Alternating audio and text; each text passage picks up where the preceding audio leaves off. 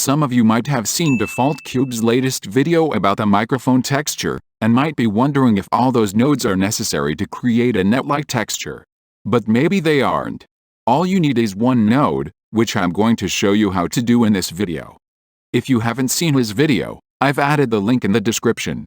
This tutorial will make more sense if you have already watched his. To get started, let's add a plane and give it a material.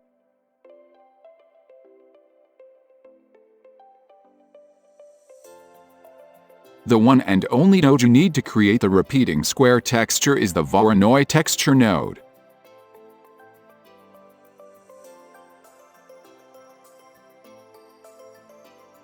First, let's remove the randomness to get a uniform pattern. Add a color ramp node after it, so that you can increase the black value and visualize it better.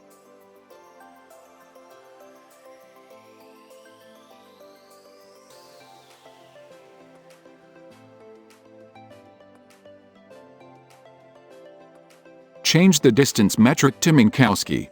Increase the exponent value and you'll start seeing the squares appear. To get the best result for our texture, keep this value somewhere between 4 and 8. 6 works well for me. Play with the color ramp to keep the gradient according to your liking.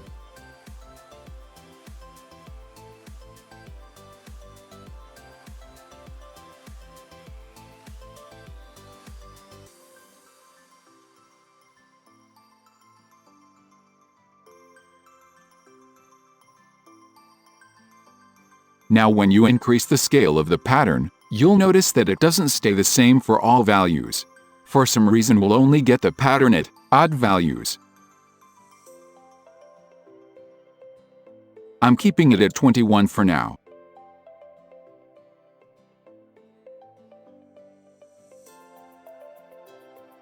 Connect the node to the base color. The same node will work for the metallic value too, except if you want a different result. Next, we'll place this texture on a sphere and then add displacement to it. If you have seen the Default Cube video, you'll already know most of what I'm doing next. Add a sphere, shade it smooth, and apply this same material to it.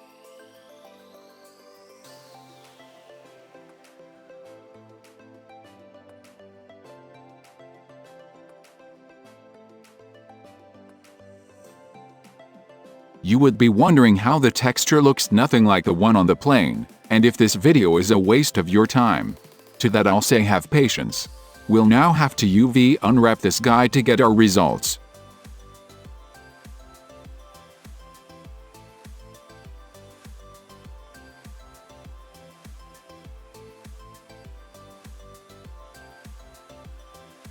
Remove the bottom half of the sphere if your design doesn't need it, and unwrap it like this.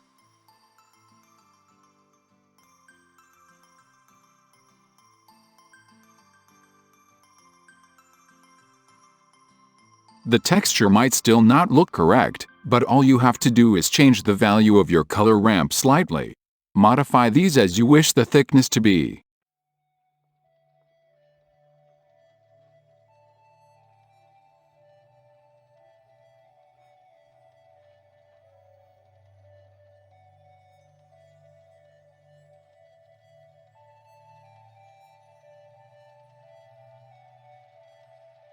Rotate the texture by 45 degrees in Z-axis, and increase the scale to get that net look.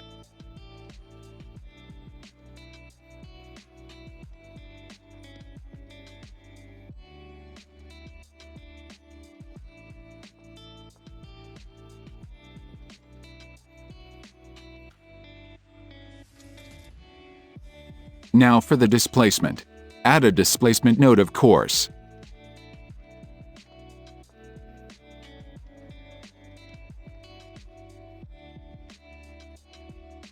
Connect your color ramp to the height value. You might see some height change in Eevee, but to really visualize this, change over to cycles.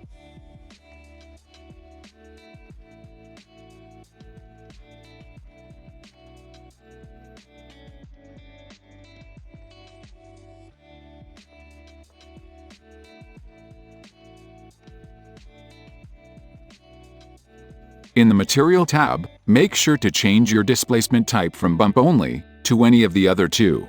Now you can see this actual height effect.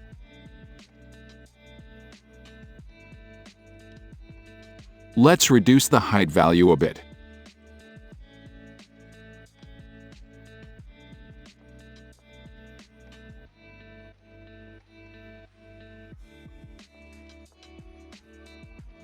Next, go to your render properties and change to experimental.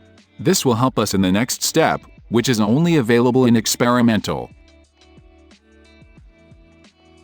Add a subdivision modifier and select adaptive subdivisions. Reduce the dicing scale to about 0.2 to get finer detail.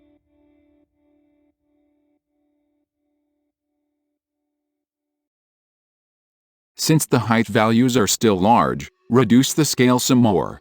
You can now see the effect we were going for.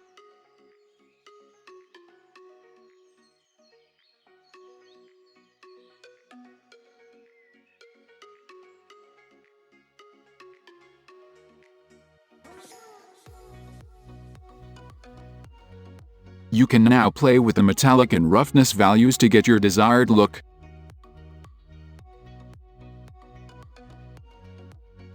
That's it for this microphone texture. The node setup will also be available to you if you are a member. Visit Buy Me a Coffee in the description link to know more.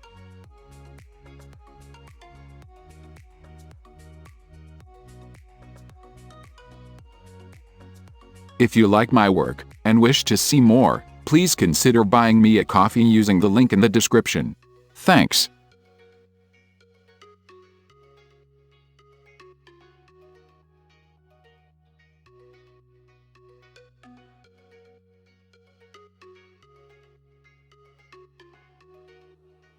Bonjour.